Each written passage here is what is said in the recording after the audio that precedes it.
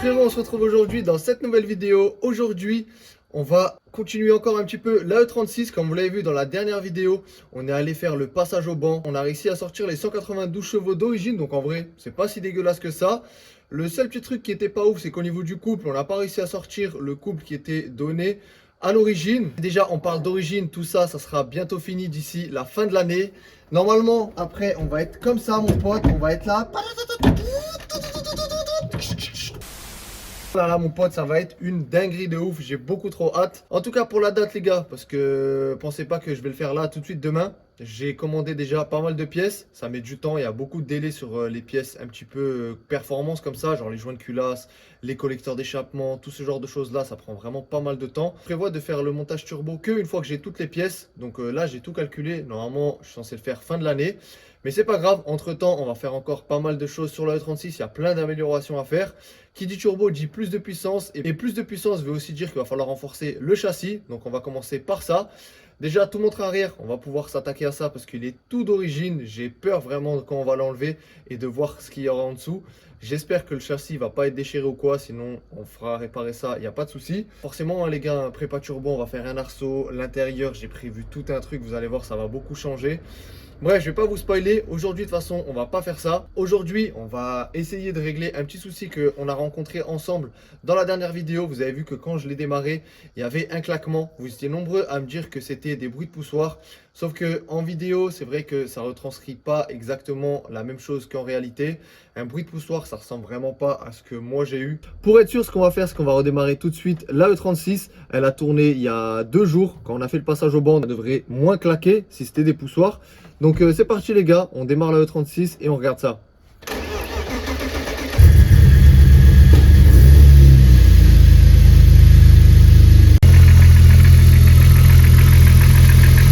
Vous voyez les gars, là on entend le claquement. Si c'était les poussoirs, pour moi on les entendrait vraiment beaucoup plus ici comme ça.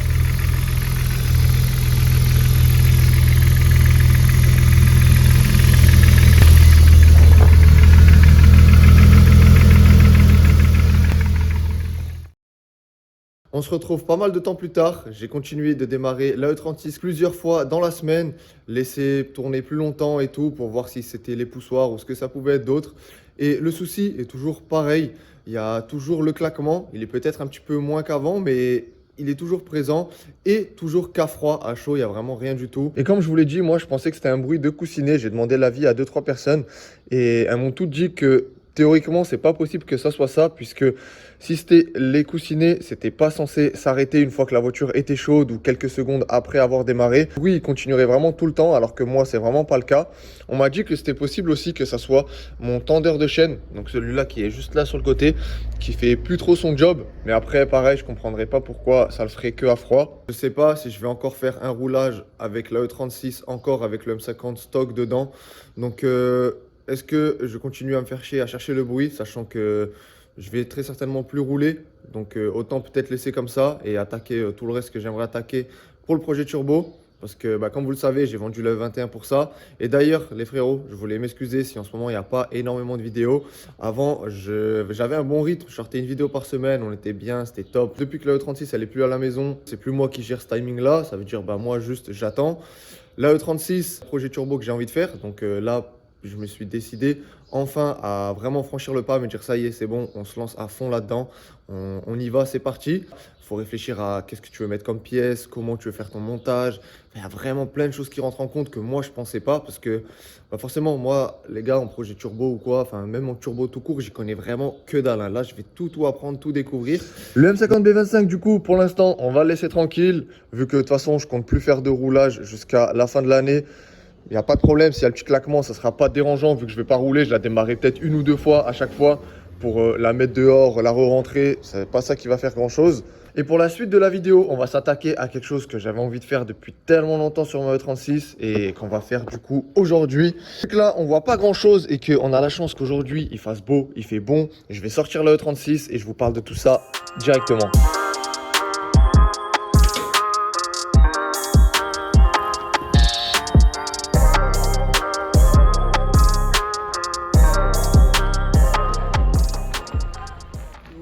va s'attaquer à quelque chose d'un petit peu plus relou, mais que j'ai envie de faire depuis un petit moment. C'est de simplifier tout ce bordel là derrière, tout le faisceau que vous voyez là.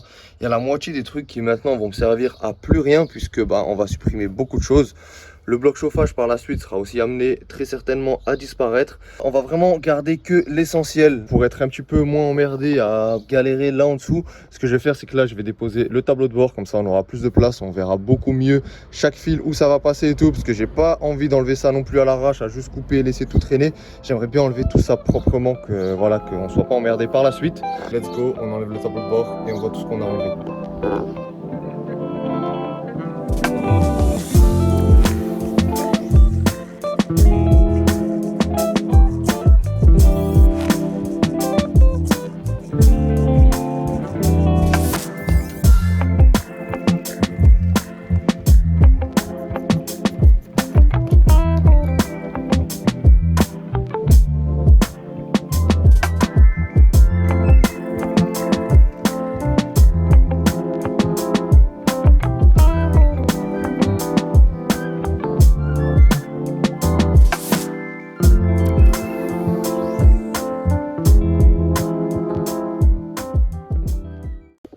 Ça y est, le tableau de bord est dehors et franchement, sur E36, c'est comme sur E30, hein, ça s'enlève super bien, super facilement, il n'y a pas de galère. Pour l'enlever, bon, il y a 2-3 petits trucs à enlever au milieu là pour le bloc chauffage, tout ça, mais sinon, ce qui le tient réellement, c'est juste les deux vis là. Donc, vous avez une ici, la même de l'autre côté, et ensuite les 3 vis qui se trouvent là-haut. Donc, pour ça, il faut juste enlever les grilles qui sont ici, là, celle-là et celle-là là-bas, et ensuite vous accédez aux vis. C'est un petit peu chiant avec le pare-brise pour y accéder, mais avec une petite clé comme ça de 7, ça passe nickel. Avec ça, j'ai un petit peu plus galéré, mais avec la clé, franchement, c'est tip top. Et la dernière petite chose qu'on va encore faire avant de commencer à s'attaquer au faisceau, c'est enlever les panneaux que l'ancien propriétaire avait fabriqués. Donc comme ça, au moins, on accédera bien à tous les fils. Pareil pour l'arrière, vous voyez que là-bas, il y a quelques faisceaux qui passent derrière. Donc comme ça, on va pouvoir tout regarder. Et donc voilà, donc du coup dans l'ensemble, en gros, moi ce que j'aimerais juste garder, c'est le strict minimum, donc ce qu'il faut pour démarrer, pour allumer les lumières. Il y aura plus de bloc chauffage, donc ça malheureusement je pourrais pas l'enlever non plus directement parce que il y a encore tout le liquide de refroidissement avec le moteur et tout, donc si j'enlève le bloc chauffage ça va couler, il faut que je mette un thé, enfin voilà, j'ai pas envie de me faire chier pour l'instant pour ça. Donc lui on l'enlèvera vraiment par la suite, on va juste vérifier chaque fil, voir quand même où ça va pour en gros mâcher le travail pour quand on l'enlèvera.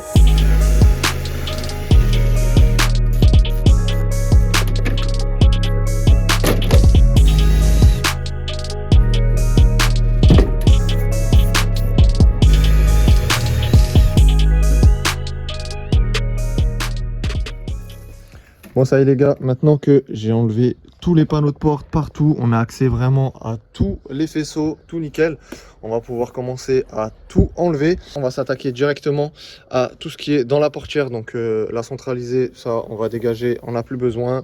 Au niveau du moteur de lait vide, je vais tout enlever. Les réglages des rétros, tout ça. Les haut-parleurs, je sais même pas s'ils y sont encore, j'ai jamais ouvert, mais bref, on va enlever déjà tout ça. Donc tout ce que je sais que de derrière jusqu'à devant, j'ai plus besoin, on enlève ça. Et ensuite, dernière partie, on s'attaquera au plus compliqué entre guillemets, c'est toute cette partie ici.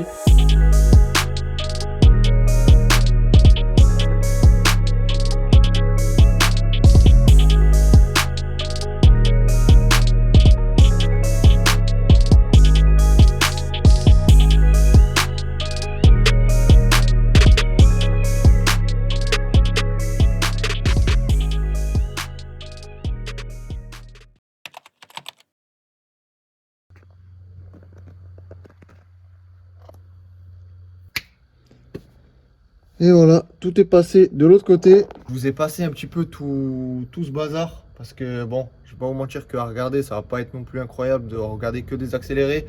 Où je fais que passer des câbles d'un côté à l'autre, savoir où ils vont, tout ça. Et en tout cas, ça fait déjà super plaisir que là, il n'y ait plus rien de ce côté-là. Mais par contre, si maintenant on va de l'autre côté, les gars, ah là, c'est le chantier, hein. On se retrouve avec tout ce bordel-là. Et c'est tout ce faisceau-là qui vient gérer la partie un petit peu confort de la voiture. Donc, toutes les options que vous pouvez avoir. La fermeture centralisée, les vitres électriques, tous les petits trucs. Et ça passe par ce boîtier juste ici. On a encore cette prise juste ici. Elle, c'était pour le calculateur ABS. Donc, je vais aussi suivre chaque fil. Donc, tout le faisceau, voir jusqu'à où il arrive. J'ai déjà pu supprimer toute la partie arrière. Donc, on avait les capteurs ABS des deux côtés qui allaient juste là-bas derrière. Donc j'ai pu supprimer ça déjà dans un premier temps. Et vous voyez, hein, c'était les deux câbles qui étaient ici. Ensuite, on a ce boîtier-là qui lui vient gérer les essuie-glaces. Et le fait déjà d'avoir séparé toute cette partie-là de ce faisceau-là, on y voit déjà quand même pas mal plus clair. Et demain, je vais m'attaquer à sortir tout ça de la boîte à fusible. Et avant de rentrer dormir tranquillement, on va voir si ça démarre toujours. Donc bon, déjà, il y a le voyant, c'est pas mal. Bon, ça c'est parce que tu connais l'éthanol, ça fait 10 ans elle n'a pas tourné. Voilà. On est 2 jours plus tard, j'ai continué la E36. Et là, les gars, on va changer radicalement de plan. Au lieu de faire ce que je suis en train de faire depuis quelques jours, faire du fil à fil, repérer un petit peu tout ce que je veux garder et tout ça, on va enlever complètement tout et repartir de zéro et reprendre juste ce qu'on a besoin. Là, ce qui est top, c'est que ça va me faire gagner énormément de temps puisqu'on va tout sortir. Et ensuite, une fois dehors, on va juste regarder les fils qu'on a besoin de garder. Donc théoriquement, on aura juste besoin de garder ce qu'il faut pour alimenter la pompe à essence. Au niveau du Neyman, c'est pas grave, on fera toucher juste 2 fils pour que ça lance le démarreur. De toute façon, une fois que tout est démonté, tout est dehors, je vous montrerai lesquels faut garder. Pour ce qui est des feux, des clignotants, tout ça, c'est super simple sur ce genre de voiture. Donc je referai tout moi-même sur mesure. Let's go, on sort tout ça.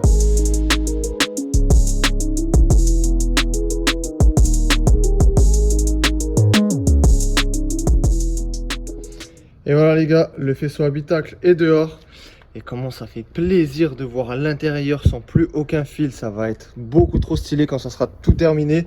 Et qu'on aura fait aussi le faisceau tout sur mesure. Ça veut dire, même ça, il n'y aura plus, tu vois. Le bloc chauffage en moins, tout. Maintenant que tout ce bazar est dehors, on va pouvoir récupérer juste les câbles qu'on a besoin. Donc comme je vous ai dit, nous, on va juste reprendre cette prise-là. Donc c'est la prise qui communique entre le faisceau habitacle et le faisceau moteur. Donc derrière ça, vous voyez que vous avez plusieurs fils. Nous, on va en récupérer que 4 normalement ou 3. Donc je commence à faire tout ça et je vous montre lesquels on garde. Ça va être compliqué, je le sens. Je vais commencer à filmer là. Ça va même pas durer 3 secondes, frère. Que tu vas me couper pour faire une dinguerie. Non, arrête. Bon, qui c'est qui nous a rejoint? Coucou les amis. On a notre prise qui va aller se brancher au moteur. Donc là, j'ai récupéré juste mes fils que j'ai besoin. Donc comme je vous ai dit avant, on va en avoir 3 ou 4. Là, il y en a 5 parce qu'il y en a un. Je ne suis pas sûr à 100% s'il va falloir le brancher ou non.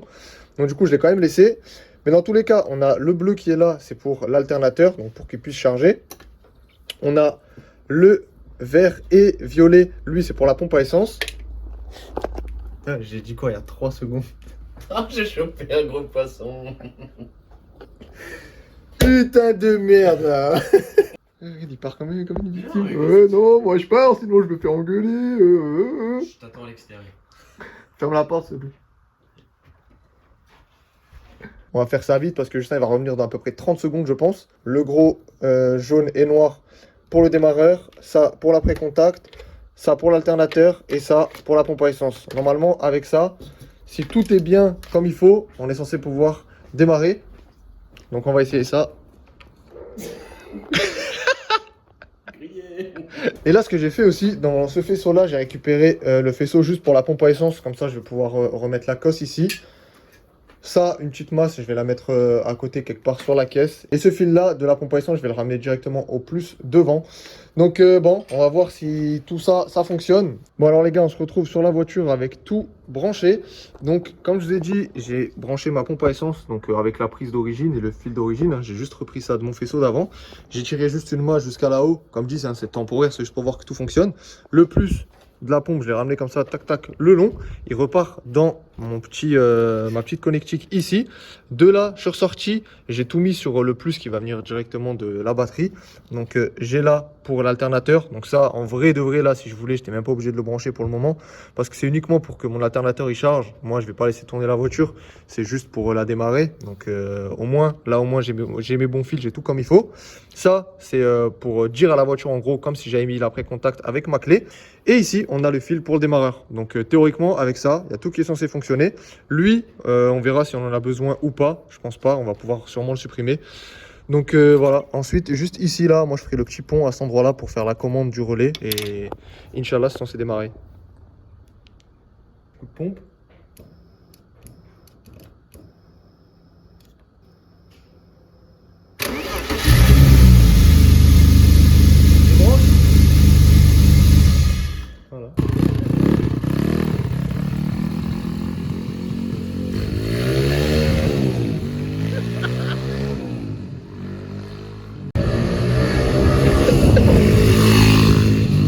Vas-y, lève Justin.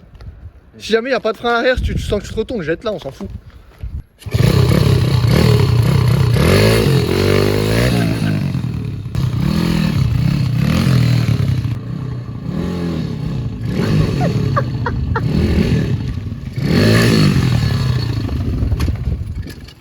Frérot, pourquoi t'es pas à l'aise comme ça? Mais gros, y a pas de frein, je vais me tuer.